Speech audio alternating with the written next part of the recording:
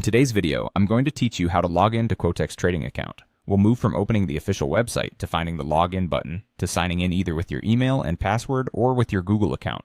I'll add a few quick tips along the way so you can avoid common hiccups and get to your trading dashboard smoothly. First, open your preferred web browser and go to the official Quotex website. For security, type the address directly or use a trusted bookmark rather than clicking random ads. Before you proceed, glance at the address bar to confirm you see a secure connection and the correct domain. This helps you avoid lookalike sites.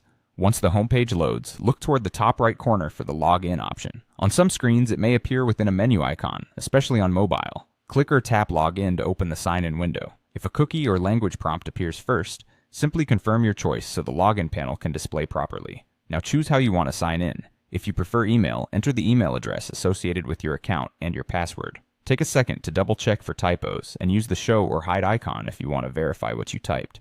When everything looks correct, select the button to continue and wait a moment while the site verifies your details. If you'd rather use Google, click the Continue with Google option. Your browser